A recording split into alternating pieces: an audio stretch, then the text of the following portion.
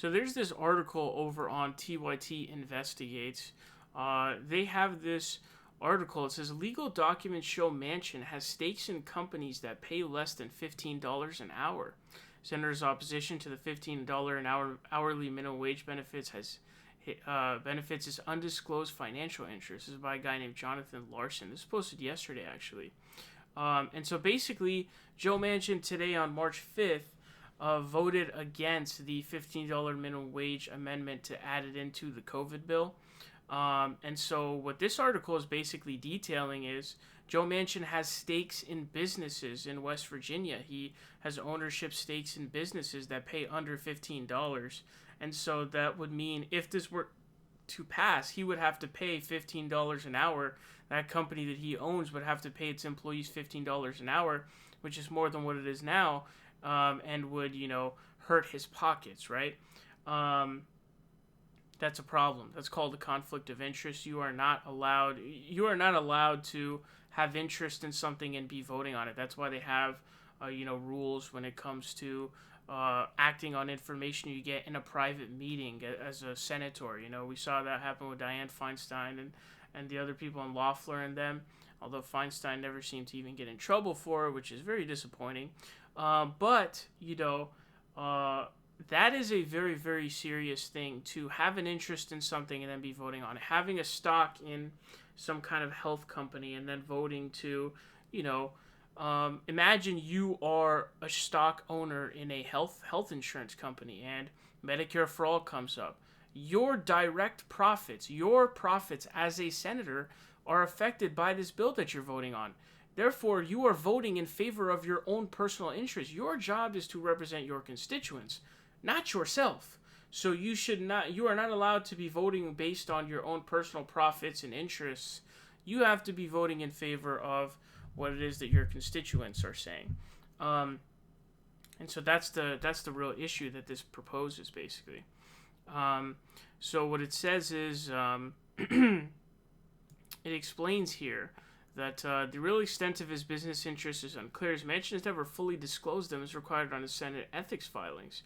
The right-wing group Foundation for Accountability and Civic Trust, which does not disclose its donors, filed an ethics complaint in 2018, seeking to force Manchin to disclose the full specifics of his business holdings.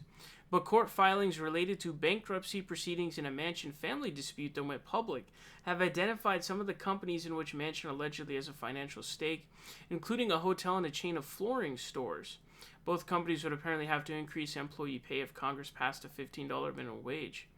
The senator's office did not respond to TYT's request for comment, which includes specifics about the companies in which he is said to have a stake.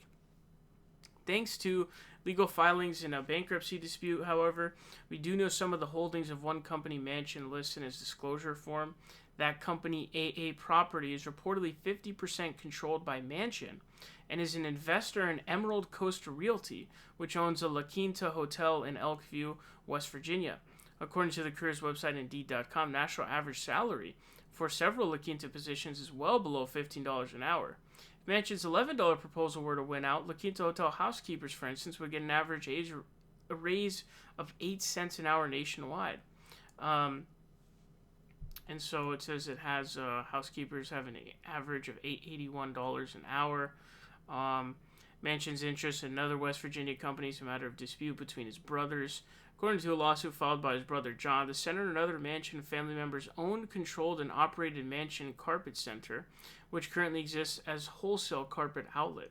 The store, which is incorporated and is now run by third brother Roach Manchin, has 4 locations, serving parts of West Virginia, Pennsylvania, and Maryland. So basically what's going on here when you look at this stuff is he owns companies that would have to pay their employees more money if this $15 minimum wage were to pass.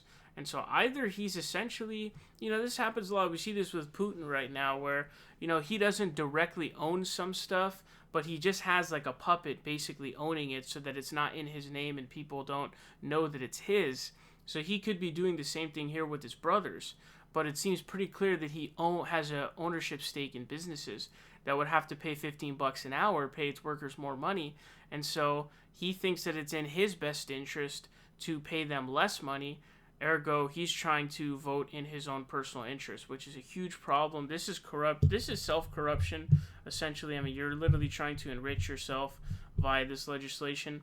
There needs to be a lot harsher, corruption laws and ethics violations and things of that nature. But the problem is, the people who pass the legislation for this are the people who would be subjected to these laws, and so they're not going to be very excited or enthusiastic about passing legislation that's going to scrutinize them any further, right? So that's what makes it so difficult to actually get that through and get that done. But this is serious. You own a business, you're voting on it. There should be no conflicts of interest or outside interests that are potential to corrupt somebody who is a government, elected official, because they're voting on behalf of you as a constituent, but in reality, they're trying to enrich themselves. That's essentially what's going on here. So this is a serious issue for sure, man. Just goes to show the corruption of Joe Manchin.